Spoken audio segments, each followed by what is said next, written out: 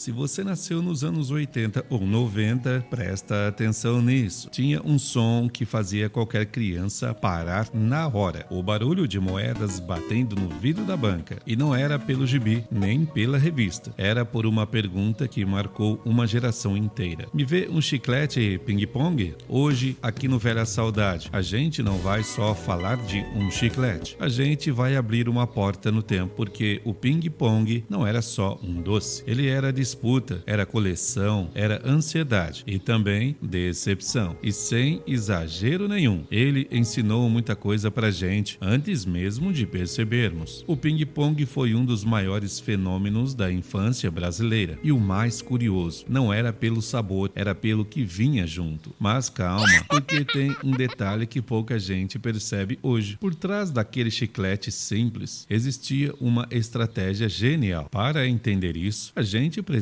voltar um pouco no tempo. A marca responsável por isso era a Adams. E eles fizeram algo que hoje parece comum, mas naquela época foi revolucionário.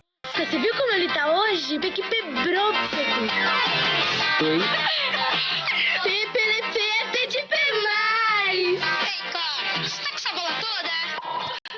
Eles não venderam só um chiclete, eles venderam uma experiência. O ping-pong tinha uma textura diferente, era mais firme no começo, mas depois ficava perfeito para uma coisa que virava competição no recreio, fazer bola. Quem viveu isso lembra, não era só mastigar, era técnica, dobrar o chiclete, encontrar o ponto certo e tentar fazer a maior bola possível, sem estourar. E quando estourava, era chiclete no rosto inteiro. Vergonha? Nenhuma. Era quase um troféu. Mas aqui está o ponto mais importante de tudo. O chiclete era só o começo. O que realmente nos prendia era o papelzinho, as figurinhas. E é aqui que tudo muda. Porque o ping-pong criou algo que hoje vemos em jogos, aplicativos e redes sociais. O desejo de completar, de colecionar, de não parar nunca. Cada chiclete era uma aposta.